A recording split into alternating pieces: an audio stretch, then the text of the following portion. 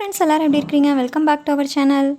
இன்றைக்கி most of the home மேக்கர்ஸ்க்கு side dish என்ன செய்கிறது அப்படின்றது பெரிய பிரச்சனையாக இருக்குங்க. இட்லி தோசை ரெடி பண்ணிடலாம், பட் இந்த சைட் டிஷ்க்கு சட்னி ஒரு பக்கம் வச்சாலும் சட்னி வேணான்னு சொல்கிற கேங்க் ஒரு பக்கம், சாம்பார் எப்போதுமே வைக்காதீங்க அப்படின்னு சொல்கிற கேங்க் ஒரு பக்கம். இப்படி இருக்கிறப்போ கிச்சனுக்குள்ளே நுழைஞ்சதுமே ஜஸ்ட் 10 மினிட்ஸில் ஒரு ரெசிபி செய்ய முடியும் அப்படின்னா இந்த வீடியோ பாருங்கள், உங்களுக்கு ரொம்பவே யூஸ்ஃபுல்லாக இருக்கும். நம்ம சேனல் இப்போ தான் ஃபர்ஸ்ட் டைம் அப்படின்னா சேனலை சப்ஸ்கிரைப் பண்ணி சப்போர்ட் பண்ணுங்கள்.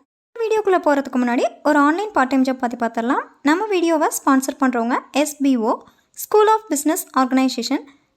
நிறைய லேர்னிங் ஆப்பர்ச்சுனிட்டிஸோட ஒரு best legally approved part time job அப்படின்னா SBO தாங்க.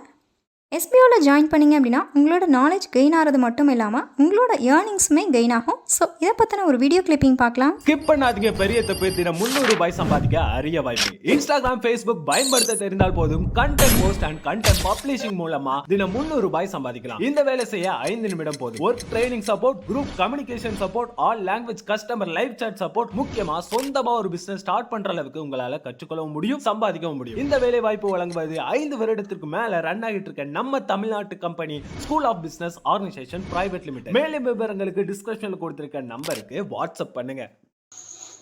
கிளிப்பிங் பார்த்துருப்பீங்க, யூஸ்ஃபுல்லாக இருக்கும்னு நினச்சிங்கன்னா டிஸ்கிரிப்ஷனில் வாட்ஸ்அப் நம்பருக்கு காண்டாக்ட் பண்ணிக்கோங்க. இப்போ ரெசிபி கண்டினியூ பண்ணலாம். இதுக்கு ஒரு 4 பெரிய வெங்காயம் எடுத்துக்கோங்க, கூடவே 10-12 பூண்டு உரிச்சு எடுத்துக்கோங்க. இதெல்லாமே நம்ம குக்கரில் ஆட் பண்ண போகிறோம். ஒரு சைடு நீங்கள் தோசை ஊற்றிட்டு ஈஸியாக இதை ப்ரிப்பேர் பண்ணிடலாம்.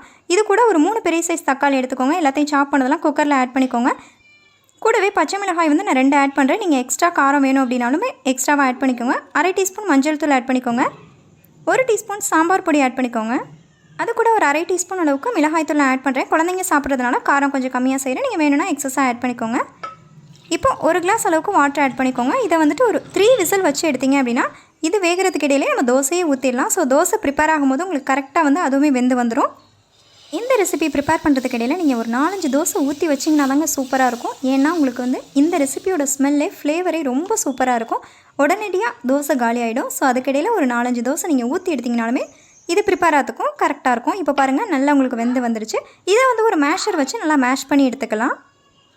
பச்சை மிளகாய் இருக்கிறத எடுத்துகிட்டு நீங்கள் மேஷ் பண்ணிங்க அப்படின்னா காரம் ரொம்ப தெரியாது. ஸோ பச்சை மிளகாய் எடுத்துருங்க. நான் எடுக்காமல் மேஷ் பண்ணிவிட்டேன். நீங்கள் ஃபஸ்ட்டு எடுத்துகிட்டு அதுக்கப்புறமா ஆட் பண்ணிக்கோங்க. ஃபுல்லாக மேஷ் பண்ணிக்கோங்க.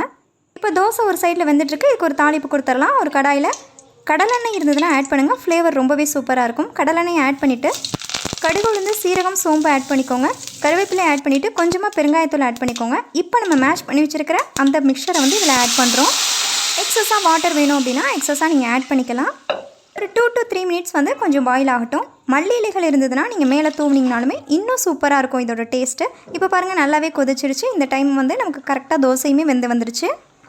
ஜஸ்ட் ஒரு 10 மினிட்ஸ்க்குள்ளேயுமே உங்களுக்கு கரண்ட்டு போனால் கூட இந்த டைமில் உங்களுக்கு ஈஸியாக சட்னி தான் ப்ரிப்பேர் பண்ணணும் அப்படின்னு கிடையாமல் இந்த ரெசிபியை நீங்கள் உடனேயுமே செஞ்சிடலாம்.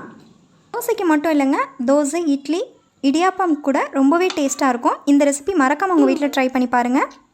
நெக்ஸ்ட் ஒரு இன்ட்ரெஸ்டிங் வீடியோவில் மீட் பண்ணலாம். தேங்க்ஸ் ஃபார் வாட்சிங். Have a nice day.